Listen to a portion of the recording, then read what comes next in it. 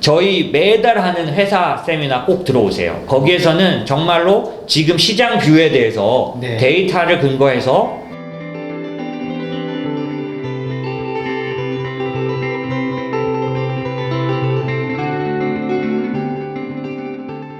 그러는 사이에 좀 이제 참고로 읽으실 책과 보실 수 있는 영상 이런 거 좀 알려드리면 더 좋을 것 같아서 네. 특별히 기술주 투자에 대해서 지난주에 제가 방송 중에 말씀드리면서 그 읽으실 만한 책을 알려드리겠습니다 라고 했던 것 같아요. 네. 그래서 오늘은 그 기술주 투자에 대한 책뿐만이 아니라 그냥 일반적으로 저희가 투자에 대해서 꼭 먼저 보셨으면 하는 책들을 좀 일단 넣어봤습니다. 네네. 3개가 있는데 그 3개를 뭐 한꺼번에 읽으실 수 없잖아요. 순위를 정해드릴게요. 첫 번째는 가장 먼저는 월런 번스타인 투자의 4기둥이란 걸 보셨으면 좋겠어요.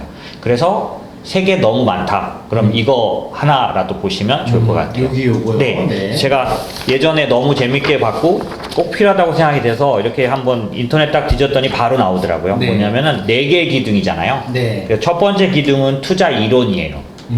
두 번째 기둥은 투자의 역사, 세 번째 기둥은 투자와 심리, 네 번째 기둥은 비즈니스. 그러니까 투자 비즈니스가 뭐냐면 증권사나 이런 사람들이 어떻게 비즈니스적으로 고객에게 득 안 되는 일도 하는지. 그러니까 투자를 하면서 진짜 아껴야 될 것과 아끼지 말아야 될 것. 예를 들면 수수료 체계 같은 것들이에요. 지금 이런 부분들을 아주 그냥 길게 아주 자세하게 써놓은 게 머니예요.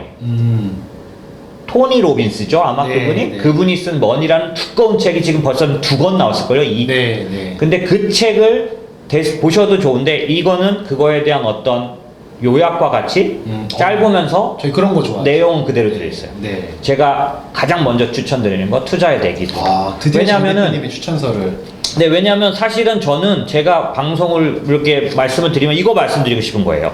투자에는 근데 이론부터 말씀드리면 좀 재미없고 딱딱하고 전달이 안 되잖아요.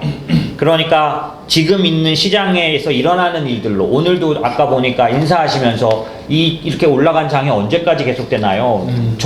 우리 모두 다 궁금하죠. 지금 요즘 다 부담스러워요. 네. 좋은데 부담스러워. 좋은데. 맞아요. 그죠? 그럼 그거에 대한 것들을 시장 얘기를 하면서 말씀을 드리지만 그 안에는 왜 이렇게 되는지 이렇게 생각하는지에 대한 이론이 들어가 있고 그 다음에 저는 또 얘기하면서 그런 거 알려드리고 싶어요. 뭐냐면 투자의 역사.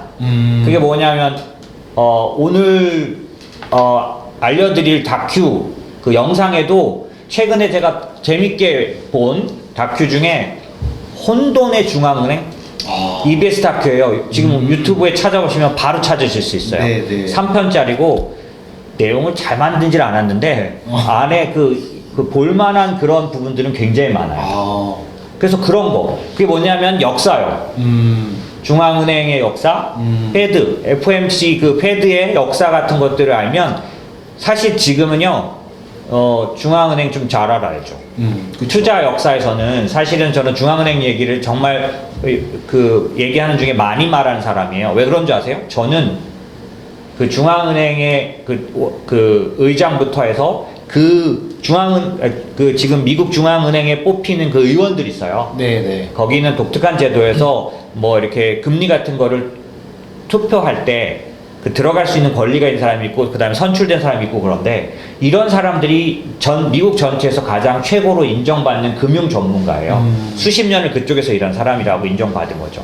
그 사람들이 경제와 금융에 대해서 제일 정확하게 판단한다고 저는 믿는 사람이에요. 네네. 그래서 그 사람들이 내놓는 코멘트나 이런 거를 잘 중요하게 받아들이니까 저는 이제 그 얘기를 많이 하죠, 아무래도. 네. 근데 그런 것처럼 투자에는 역사 같은 게 필요하고, 그 다음에 세 번째가 투자 심리인데, 제가 유독 심리 얘기를 많이 한다는 거를 느끼셨을 수도 있을 거예요. 네. 저는 이제 전에도 말씀드렸지만, 기본적으로 일반적인 금융 이론보다는 행동 재무학이나 이쪽에서 말하는 그 투자에 대해서 훨씬 더 자세히 또 열심히 공부했어요.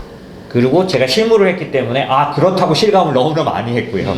근데 이 사람도 투자를 하려면 심리라는 측면도 잘 알아야 한다. 이게 뭐 네. 독심술 이런 게 아니고요. 이 투자라는 게 심리의 합이에요. 만약에 오늘 저희가 보통 말하는 그 투자 추천 대상 중에 그 중국 같은 경우는 심천시장 투자를 많이 추천해 왔는데 그 심천 시장에 대한 지수가 명시공히 신고가예요. 그런데 이 신고가를 가는 오늘 거래량이 폭발적이었다면 네. 굉장히 단단하게 올라가는 거죠. 뭐 그런 것처럼. 왜냐하면 거래라는 건 심리의 합이거든요. 네, 네. 살려는 사람이 많았다는 거잖아요. 그쵸. 물론 거기다 팔았기 때문에 그게 거래가 됐지만은 그렇게 팔아서 내려오는데도 그렇게 사서 올렸다는 얘기잖아요. 그쵸. 결국 그 심리가 시장을 만들거든요. 그러니까 그렇기 때문에 이 투자에 대해서는 심리를 잘 알아야 된다는 게 있어서 투자 심리를 중요하게 생각하고, 네 번째는 투자 비즈니스 얘기인데, 이게 뭐냐면 눈에 보이지 않게 뛰어가는 수수료가 많아요. 저희는 자문사 가는데요, 자문사는 눈에 보이지 않게 뛸 수가 없게 돼 있어요. 그쵸. 수수료를 빼는 게 다 보여요. 그렇지만 사실은 이 투자 이쪽 금융산업 중에 예를 들어서 펀드, 그 다음에 주식 이런 거 거래할 때 네. 보수라고 알려주고 뛰는 게 없어요. 예를 들어서 채권을 사고 팔든 ELS를 가입하든 다 보이지 않게 이런 방식이죠. 뭐냐면 원래는 10%를 받아야 되는데 보수를 띄고 8%짜리로 나와요. 나올 때부터. 아, 애초에. 네. 그러니까 우리들은, 고객들은 이거 8%짜리야 라고 들어가시지만 그쵸. 사실은 그건 10% 받을 수 있다는 뜻은 뭐냐면 이런 거예요. 그 정도 위험을 지불하면 10%는 받을 수 있는 상품인 거예요. 아, 근데 그 수수료가 빠지고 우리가 애초에 받기 그렇죠. 때문에 그렇죠. 원래 그런 거라고 알고 있다는 거죠. 네, 그렇죠. 네. 펀드도 마찬가지. 생전에 한 번도 보수를 띄지 않아요. 하지만 언제 띄냐면 매일 아침에 기준가를 올리기 전에 보수를 띄고 올려놔요, 아예. 그렇죠. 그러니까 고객들은 내 수수료가 빠진다고 느끼질 않아요. 그러니까 어떤 일이 있는 줄 아세요? 저희 같이 눈에 보이게 자문 보수를 띄는 거가 아깝게 보이시는 거예요. 맞아요. 왜 니들만 이렇게 뛰어? 그러니까 맞아요, 맞아요. 우리가 불리하니까 제가 그렇게 말하는 건데, 사실은 알고 보면요, 아까 전에 제가 말씀드린 해외 펀드라는 해외란만 붙어도 평균 보수가 2.5가 넘어요, 웬만하면. 네. 저희가 추천드리는 해외 ETF는 심지어 0.02짜리들 추천드리거든요. 그러니까요. 그러면 저희 자원 보수 붙여도 1.0이에요.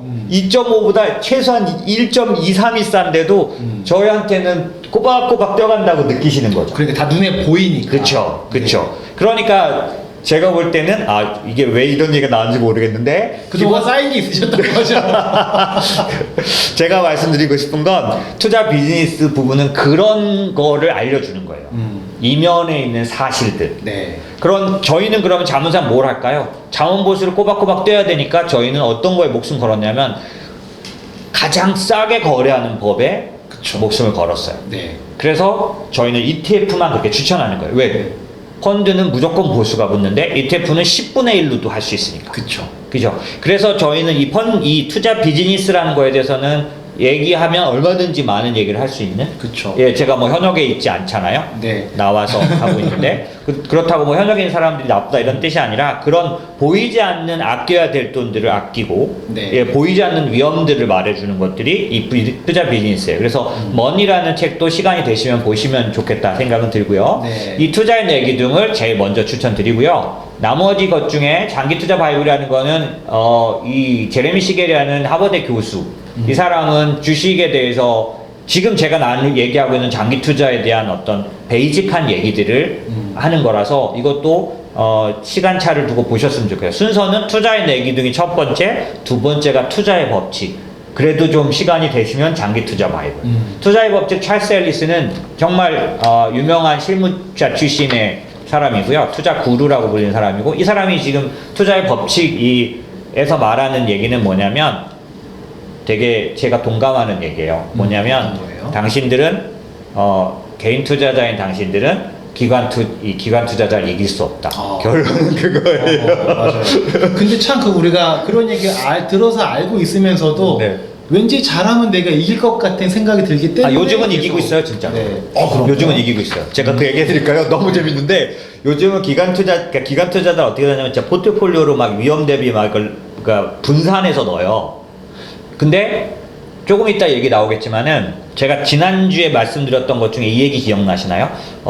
애플, 구글, 오늘 제가 화면 넣어놨는데 나중에 보여드릴게요. 그 테슬라, 그 다음에 뭐 아마존, 얘네들이 정말 앞으로 미래의 중요한 먹거리가 될 사업에 다 진출해 있다.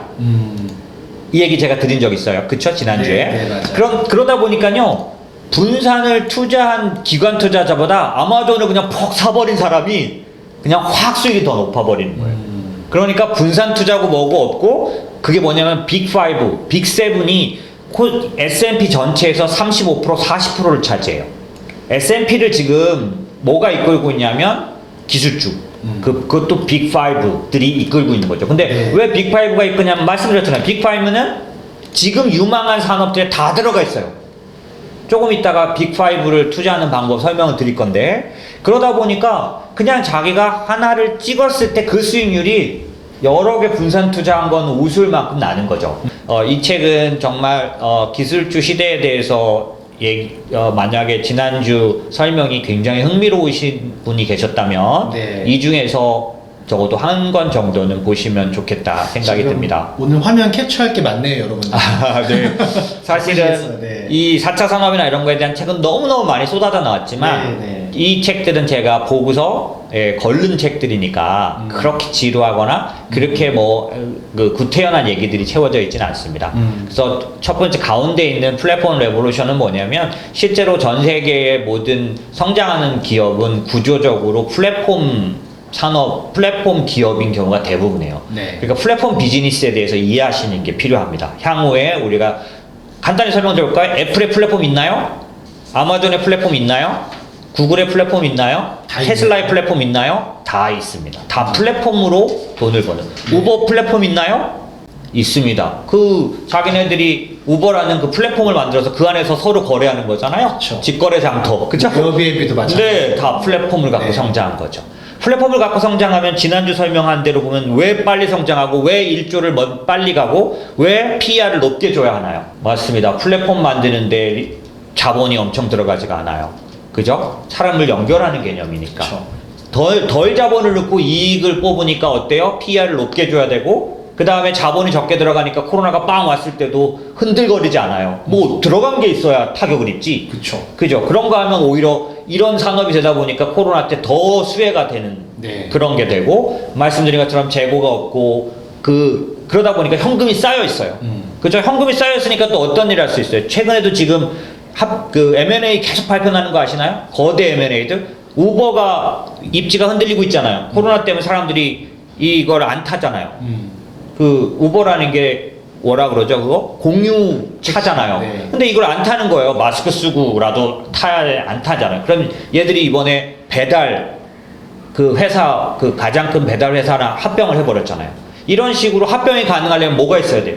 현금이요. 예. 근데 현금이 왜 쌓일 수 있어요? 왜냐하면 들어간 게 없이 돈을 빨리빨리 벌어버리니까. 그쵸. 그러니까 막 쌓이는 거잖아요. 결국 이게 다 보시면 다 연결돼 있어요. 맞아요. 지금 시대에 있어서 플랫폼이 있어야 되고, 플랫폼이 있으니까 현금이 넘치고, 현금이 넘치니까 합병을 크게 할 수 있고, 그러니까 다른 산업에 쉽게 진출하고, 이미 성공한 놈들을 먹잖아요. 그쵸. 예. 그러다 보니까 어때요? 이것 자체가 경쟁력이에요. 점점 극이 벌어지겠네요.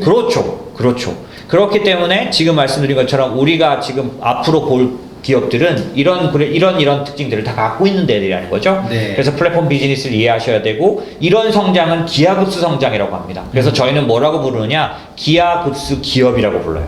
기하급수 기업의 조건도 있고, 기하급수 기업의 그 샘플들도 있는데, 기하급수 성장을 하는 기업들. 저기 지금 기하급수 시대가 온다의 제목에 이렇게 올라간 네. 화살표 보이시나요? 네. 저게 기하급수 커브예요. 산술급수 커브는 이렇게 옆으로 이렇게. 예. 1 가면 1 가고 2 가면 2 가는 산술. 기하급수는 기회적으로. 요렇게. 네. 예, 요렇게. 오늘 제가 커브를 못 넣어놨어요. 깜빡하고. 자, 저 화살표 커브의 가운데쯤 있죠. 네. 이 커브의 가운데쯤. 여기 예, 거기를 우리는 뭐라고 부르냐? 곡선의 무릎이라고 부릅니다. 네. 이거 전부 이 기하급수 시대, 그 다음에 이런 기술주 기반의 이런 그런 어떤 거를 공유하는 사람들 사이에 쓰는 말. 예, 곡선의 무릎. 저 곡선의 무릎이 왜 중요한지 아세요? 곡선의 무릎이 가기 전까지 커브를 한번 보세요. 기하급수 곡선인데 기하급수 곡선 같지 않은 플랫한 상태예요. 여기까지는. 맞아요. 여기까지는. 곡선의 무릎부터 어떻게 돼요? 확 꺾이는 거죠. 그럼 저희는 곡선의 무릎 이전의 사례를 뭐로 두느냐? 닷컴 버블 때라고 봅니다. 기대감은 만빵이었는데, 그래서 사람들은 거기다가 밸류를 줬어요. 그래서 어떤 기업 자체에서 30만 원, 40만 원 지금처럼 막 가격이 올라갔어요. 근데 그게 버블이었었어요. 그래서 무너져 버렸어요. 왜 근데 버블이었을까요? 바로바로 돈을 벌지를 못하는 거예요. 기술이 옆으로 가던 커브가 옆으로 플랫하게 가는 국면이었잖아요. 지금은 우리가 밸류를 딱 주면 증명을 딱 해내잖아요. 기업들이. 네. 그게 곡선의 무릎을 지난 상태의 시기에서 나타나는 기술주의 특징이에요. 우리가 기대를 하면 바로 돈으로 증명을 해요. 현금으로 보여줘요. 당신이 투자한 기업이 이 정도입니다. 이런 걸 보여준다. 근데 닷컴 버블 때는 어땠어요? 기대를 막 던져서 10만원, 20만원 주가는 올랐는데 딱 이렇게 재무제표 보고 실적 발표하면 적자 몇 프로. 미래를 위해서 투자한 거였었어요. 이게 이제 꿈을 먹는 주식이라고 보통 그럽니다. 아하. 예, 꿈을 먹는 주식에 투자했을 때는 어떤 상태가 되냐면 사실 그 꿈을 먹는 주식 중에 대표적인 게 마이크로소프트. 사실은 마이크로소프트는 저 닷컴 버블 때 1등주였었어요. 90년대 내내 올랐습니다. 얼마? 9,000% 올랐어요. 그런데 실제로 수익을 증명한 건 10년에 걸쳐서예요. 그러니까 먼저 가격은 받았어요. 그런 다음에 실제로 그 밸류를 EPS라는 걸 통해서 증명을 하는데 10년이나 걸렸다고요. 그러니까 닷컴 버블의 특징 아시겠죠? 왜 버블인지. 가격이 먼저 간 거예요. 개와 산책을 나간 남자가 있다고 그랬죠? 네. 이 얘기 제가 드렸잖아요. 코스톨라니의 개라고 하면은 좀 그래서 강아지라고 했었죠. 그렇죠? 멍멍이와 산책을 나간 사람의 비유를 들면서 멍멍이가 저 멀리 먼저 뛰어간다는 거죠. 멍멍이 가격인 거죠. 주인이 가치. 그렇죠. 가치인데 이렇게 차이가 날 수 있지만 결국에는 어떻게 돼요? 만나게 되죠. 가격이 다시 멍멍이들은 뛰어간 다음에 그냥 가버리는 애는 잘 없는 것 같아요. 다시 와요. 그쵸. 못 믿어서 주인한테. 이게 뭐냐면 가격이 하락하는 거예요. 가치를 다시 반영하는 거죠. 닷컴 버블은 가격이 너무 멀리 갔기 때문에 가치가 못 따라가서 버블이 터졌던 거예요. 지금은 근데 제가 뭐라고 말했어요? 가치를 바로 현금으로 증명하고 있다. 왜? 곡선의 무릎을 지금 우리는 지나고 있기 때문에. 그건 어떻게 해서 일어난다고요? 기술과 기술이 어떻게 돼요? 컨버전해요. 융합되면서 이 두 개의 기술이 한꺼번에 융합되니까 속도가 팍 오르는 거죠. 좀 이따가 제가 IoT에 대해서 설명드릴게요. 예, 그런 거고 제2의 기계 시대라는 건 이 세 가지 중에서 제가 여러분에게 제일 먼저 그러니까 추천을 드릴 거는 기하급수 시대.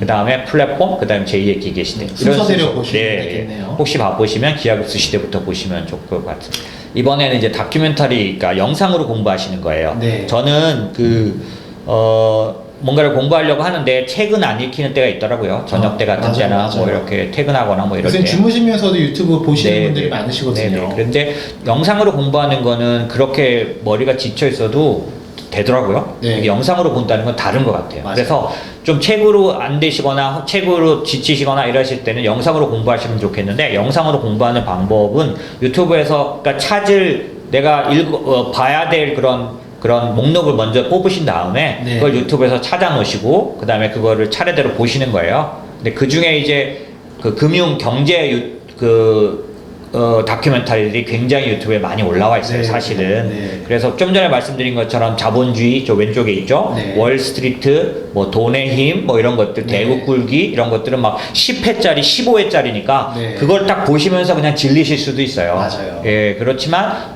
보시면 또 재밌다는 걸 아실 거예요. 저걸 통해서 얻는 거 뭐냐면 역사요. 히스토리를 알 때 제대로 이해할 수 있는 부분이 많이 생겨요.